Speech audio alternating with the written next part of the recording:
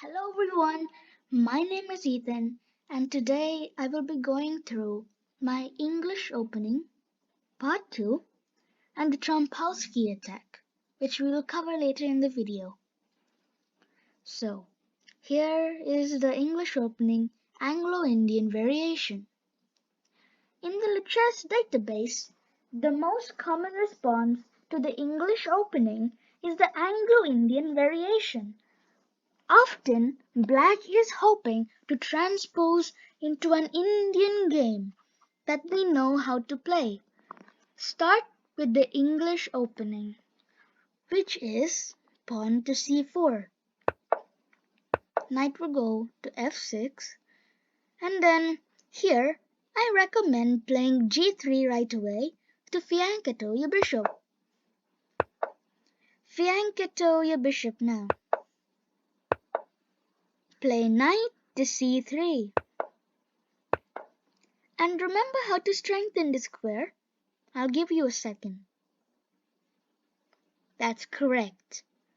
Pawn to d3. Now develop your g1 knight. Black is adopting an Indian game setup. Now, castle. Awesome! Notice how this setup rarely changes. That's one of the beautiful things about the English opening. You remember where to place the c1 bishop, don't you? It is d2. So now white's position is better.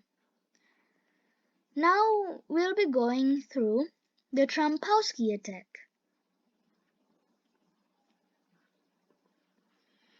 The first move of the Trompowsky attack is d4. The Trompowsky attack starts at bishop to g5. After bishop to g5, you prepare to take Black's knight and damage their pawn structure.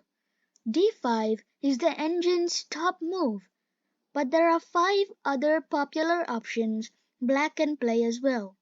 Move on to the next chapter. Remember the first moves? Play them, which is d4, knight to f6, and bishop to g5. Now we take the knight as Trompowsky always intended, but which pawn will he take back with? Great! Taking towards the center is fundamentally better and is what the engine prefers, but as it's harder to find the king to safety, it prepares to aid in the fight for the center. Move your pawn to c4. Black's strongest response is e5. Your next move is knight to c3. Great move! Now capture the pawn on e5.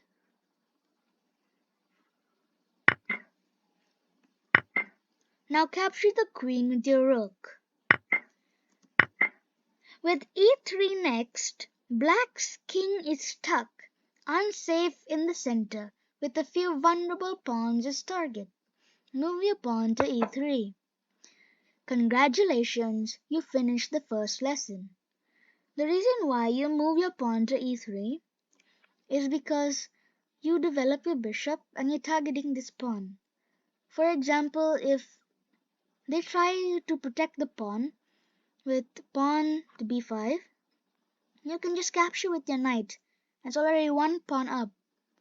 And there's also this fork with the rook and the king. So congratulations, you finished the first lesson. And this was the top engine response, which is d5. So this is knight to e4 main line. So remember the first moves, play them. Wow, you remember. Great job. The knight moves for a second time to attack the bishop. There are 2 main moves white can play, which is the main line b4 bishop to f4, or h4, which is known as the raptor variation, which will be covered in its own chapter later. So bishop to f4, and this is black's most common move. Now attack the knight with your pawn. Since black's knight has moved twice, white has gained an extra move slash tempo. Move your pawn to e4. Here we're tricking black to capturing all our pawns to gain a lead in development. White has sacrificed a pawn to gain a lead in development. This is a similar position to what you would find in the Black-Mortimer gambit. Now you can develop your knight.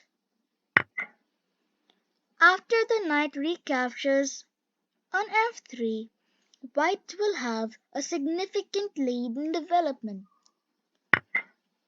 Congratulations, you completed this lesson. So now we're going to e6, the most common response. Remember the first moves? Play them. So it was d4. Next move? Correct, it's g5. This is the most common response played online and the simplest. It tries to avoid damaging black's pawn structure by defending the knight, but also creates a pin. It is a little passive and allows white to take the full center. After e4, there are some replies black can play. Some good, most bad. But it is very easy to transpose into many other openings from here. So, e4. h3 is one of the most common responses and is the mainline theory. It stops white from pushing to e5 and asks white's bishop what it wants to do. Capture the knight on f6. Black's queen is awkwardly placed while white has the full center. Hanging pawns covers knight to c3 and c3 as follow-up moves.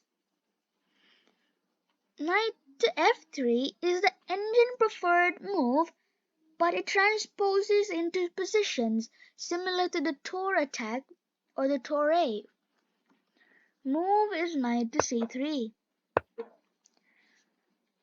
Bishop to b4 is black's most popular response. Move the queen to d2. Now attack the bishop by going to a3. The engine prefers more solid approaches such as developing another knight or bishop, but the most aggressive and popular move here is f4. Black cannot actually capture because of this, but since the black bishop has captured our knight, we have to capture. After bishop to d3, the engine says the position is equal, but at first glance it does not actually appear equal. So bishop to d3. Congratulations, you completed this lesson. Thank you for watching this video about the English opening part 2 and my Trompowsky attack. I will be posting new studies every day and some of my matches on lichess.org. Please hit the like button and the subscribe button. I'll be very happy. And bye bye everyone, and I'll see you in my next video.